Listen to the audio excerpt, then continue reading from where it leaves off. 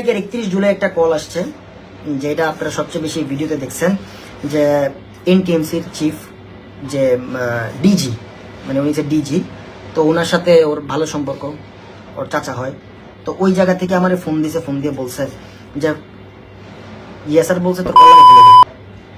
আমি বলছি কি কল্লা কেটে লেগে? আমি বলছি কাইটা লাগা, কিছু করার নেই, এমনি বাঁচাতে এমনি মরে যাও আরো ভালো, মাইরা লাগ, সমস্যা নেই। আসসালামু আলাইকুম রহমতুল্লাহ। সবাই কেমন আছেন? আশা করি সবাই অনেক অনেক ভালো এবং সুস্থ আছেন। সবাইকে স্বাগতম জানাচ্ছি আমাদের আরেকটি নতুন ভিডিওতে। প্রতিদিনের মতো আমি আপনাদের সিরাত ফারুকী। দর্শক, আজকের ভিডিও টাইটেল এবং থাম্বনেল দেখে বুঝতে পেরেছেন আজকে কি বিষয়টা নিয়ে কথা বলবো। আজকে যে বিষয়টা নিয়ে কথা বলবো খুবই গুরুত্বপূর্ণ একটা বিষয় নিয়ে কথা বলবো। ঘটনার সূত্রপাত ছাত্র আন্দোলন অর্থাৎ কোটা বিরোধী ছাত্র আন্দোলন থেকেই।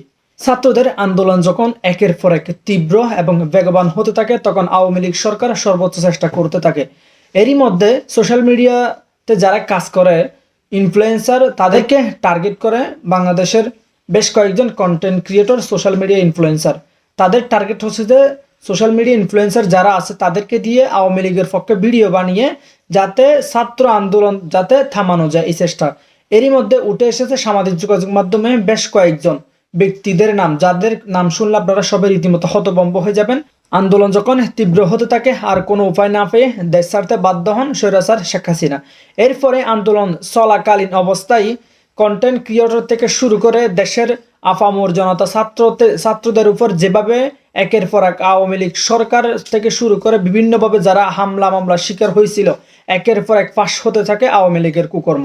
ইতিমধ্যে সোশ্যাল মিডিয়া আপনারা জানেন, যাদেরকে এক নামে চিনেন, বাংলাদেশের জনপ্রিয় একসময় ইউটিউবার তৌহিদ আফ্রিদি এবং পরিবেশিকা সুলাইমান সুকন, যাকে আপনারা সবাই ইতিমধ্যে চিনেন।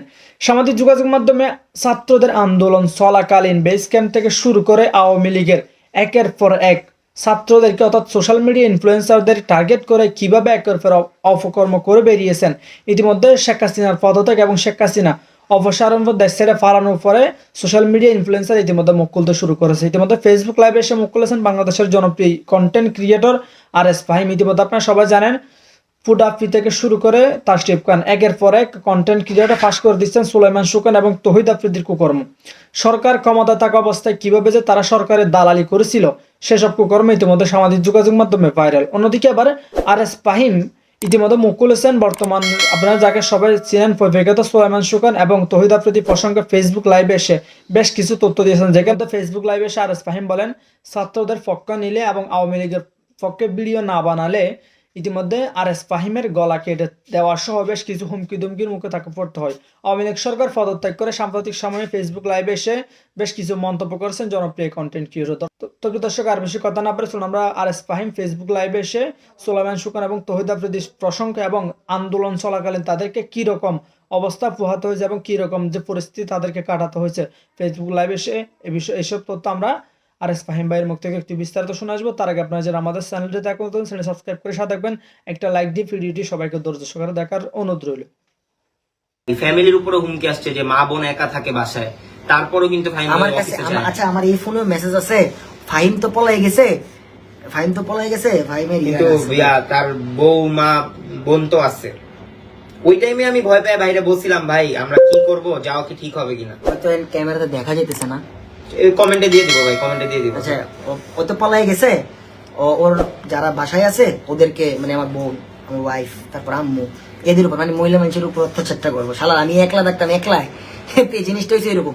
কিন্তু যে করছে হয়তো আপনারা শান্তনু কাছের ভাইয়ের লাইফটা দেখছেন, সবকিছুই দেখছেন, ওকে ফাইন, বাট আমি ওনার চুপ থাকতে পারবো না। আমি এটা অলরেডি বলছি যে আমি সবকিছু এখন আমি ক্লিয়ার করে দিব। আমি দরকার হলে থাকবো না, দরকার নেই আমার এইসব জিনিস দরকারই নাই। তো 31 তারিখের 31 জুলাই একটা কল আসছে, যেটা আপনারা সবচেয়ে বেশি ভিডিওতে দেখছেন, যে এনটিএমসির চিফ যে ডিজি, মানে উনি যে ডিজি, তো ওনার সাথে ওর ভালো সম্পর্ক, ওর চাচা হয়। তো ওই জায়গা থেকে আমার ফোন দিছে, ফোন দিয়ে বলছে যে ইয়া স্যার বলছে তোর কল্লা কেটে লেবো। আমি বলছি কি কল্লা কেটে লেবো? আমি বলছি কাইটা লাগা, কিছু করার নেই, এমনি বাঁচাতে এমনি মরে যাও আরো ভালো, মাইরা লাগ, সমস্যা নেই। আচ্ছা ঠিক আছে, এতটুকু, আচ্ছা ঠিক আছে। কিন্তু ভাই এই জিনিসের এই থ্রেড গুলা কে পায়নি? তার মাঝখানে একটা ক্যাম্পেইন স্টার্ট হলো, মানে এসএস এর ক্যাম্পেইন থেকে তো ভেগে গেছি। তো এই জায়গায় তো আরেকটা ক্যাম্পেইন হইতেছে যে ইসিবি চত্বরের মোড়ের যে বিল্ডিং এর অফিস, যেখান থেকে আমরা ইলেকশনের আগের যে ভিডিওগুলো করছি, নাম ইসিবি চত্বর টাওয়ারটার নাম ওয়াসি টাওয়ার, ইসিবি চত্বরের যে টাওয়ার, অনেকে হয়তো আমার দেখছি ইসিবি চত্বরের সবার গাড়ি। তো আমার এলাকার পোলাপান মানে ওই জায়গার পোলাপান, ভাই এখানে কার কার গাড়ি আছে, আমি সবগুলা গাড়ি বলছি, তখন কিন্তু আমি নাই। তো ওই জায়গা থেকে মানে যখন 23 জন ইনফ্লুয়েন্সার নিয়ে কাজ স্টার্ট হয়, তখন আমারে ফোন দিছে আবার, তুই কি কাজ করতেছস, আমি কি তোর ইন করবো? আমি বলছি হ্যাঁ কর, ইন কর। আমি তো নাই, আমি আর আমু নাই চিন্তা ভাবনা লয়ে আমি বাইরেছি। আমি যে জায়গায় গেছি ওই জায়গায় থেকে যে আর আসবো এই চিন্তা আমি করি না, মানে আমি বাইরে গেছি, আমি করবো না, আমি জানি। আমি এখানে নাই, আমার সব অসুস্থ, আমি একটা জায়গায় আছি, এটা পারবো না। কোথায় তাইলে তোরে আমি ইন করলাম, আমি কর। আমি জানি ওর সবগুলো ফোন ওদের ভিতরে ওই জায়গার লাউড স্পিকারে সবার সামনেই আমার ফোন দিছে, নাইলে এতবার এত এক একটা কোশ্চেন আমারে বলে। আমি বলছি হ্যাঁ ঠিক আছে ফাইন কর, সমস্যা নাই, আমি আসি। কোনটা মিটিং হয়েছিল? হ্যাঁ, তো ওই দিন রাতের যে ওয়াসি টাওয়ার মানে ইসিবি চত্বরে যে মানে ইনফ্লুয়েন্সারদের নিয়ে যে ক্যাম্পেইনটা করার কথা ছিল, ওই দিন রাতের এই গাড়ি বহরগুলা সব ছিল ওই বিল্ডিং এর নিচে।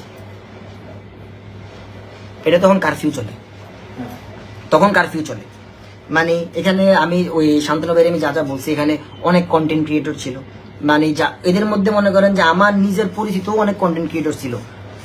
টাকা দেয়া হয়েছে, সব হয়েছে, মানে টাকা ওনে সব শেষ। মানজি আমার মাঝখান দিয়ে একবার কল দিছে, একটা মেয়ের বাসা ভাঙচুর হইতেছে, মানে মানে কি জানি নাম, ওই যে প্রীতি টিকটক করে। হ্যাঁ, ওরে টাকা পাঠাইছি বিকাশে, আর ও বড়দের মতো ওই ফার্স্ট ভিডিও আপলোড দিচ্ছে ওই জায়গায়। ওই জন্যই ওর বাসাটা ভাঙচুর হয়েছে। আমি যখন মানজিরে বললাম ওটা কি কোন একটা ফল্ট করছে যে কারণে ওর বাসা ভাঙচুর হয়েছে, প্রথম দিন ও ভিডিও বানাইছে, এই জন্য ওর বাসাটা ভাঙচুর হয়েছে।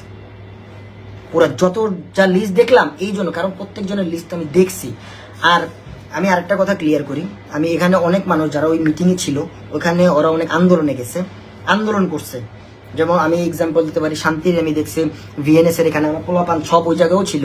তো ওই জায়গা থেকে দেখছে যে ও আন্দোলন করতেছে। তারপর আমি ভিতর থেকে মানে ওদের যে ক্যাম্পের একটা মিটিং হইতেছে, সেই মিটিং থেকে একটা ভিডিও দেখছি যে ভিতরে কারা কারা আছে, মিটিং করতেছে। তখন অনেক কন্টেন্ট ক্রিয়েটর বলছে, মানে আমার ছোট ভাই একটা মানে জিজ্ঞেস করছে ওরে, জারেস ফাহিম ভাই কই, কারেস ফাহিম ওরে দেখতাছি খারাপ, ওর নামে মামলা দিতাছি, রেড লিস্ট করতেছি, আমার নাম রেড লিস্ট, আরেস ফাহিম রেড লিস্টেড। কারণ আমি ওই জায়গাতে আমি রাষ্ট্র বিরোধী, আমি সরকার বিরোধী। তারপর হইছে আমার নামে কি, আমি টাকা দিছি। দর্শক আজকের ভিডিও ভালো লাগলে অবশ্যই শেয়ার করে দিবেন, আমাদের চ্যানেলে নতুন থাকলে চ্যানেল সাবস্ক্রাইব করতে ভুলবেন না। ইতিমধ্যে সবাই আরএস ফাহিম ভাইয়ের মুখ থেকে বেশ কিছু কথা শুনেছেন।